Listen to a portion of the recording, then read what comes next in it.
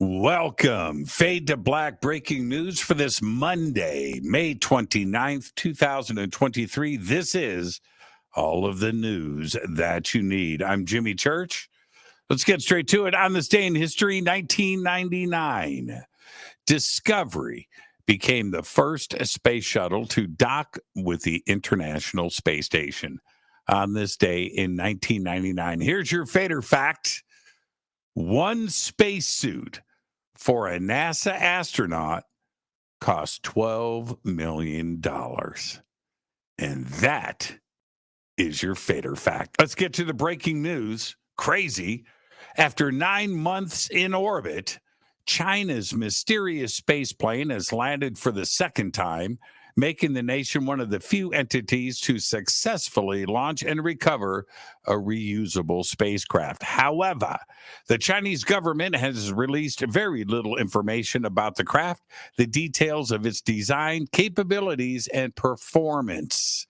According to a Center for Strategic and International Studies, CSIS report, the craft released an object into orbit sometime in October. The object apparently disappeared in January, only to suddenly reappear on satellite tracking radar in March. Experts believe this could indicate that the plane has some sort of satellite removal capability, such as a robotic arm. And that is crazy news. Check this out. Hundreds of years after a group of men and women were tried and convicted of witchcraft, Connecticut lawmakers have formally exonerated them from their, quote, crimes.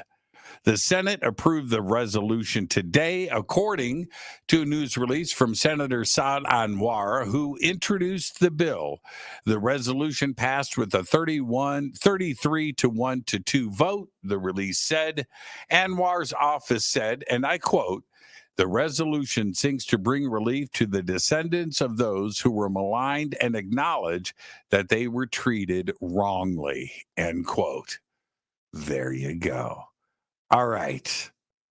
A small, rural Missouri town of Gower has become an unexpected pilgrimage destination after a nun's exhumed body showed no visible signs of decomposition 4 years after her burial.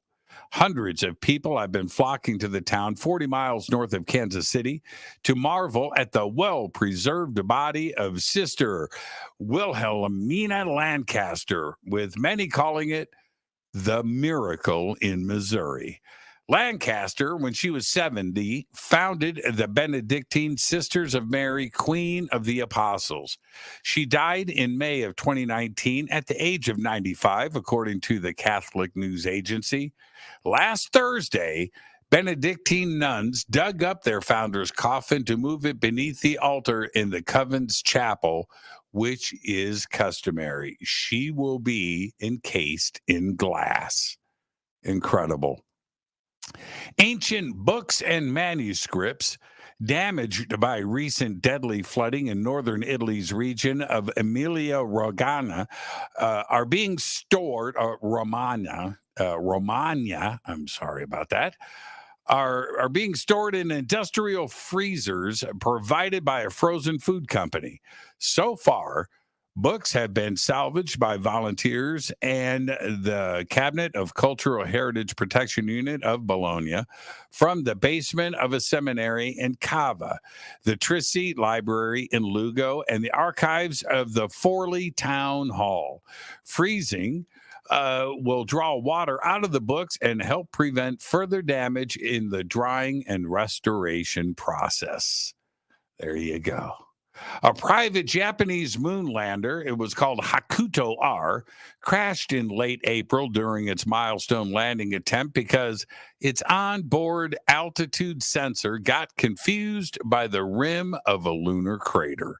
Representatives of Tokyo-based company iSpace, which built the spacecraft, revealed that the unexpected terrain feature led the lander's onboard computer to decide that its altitude measurement was wrong and rely instead on a calculation based on its expected altitude at that point in the mission. As a result, the computer was convinced the probe was lower than it actually was, which led to the crash on April 25th.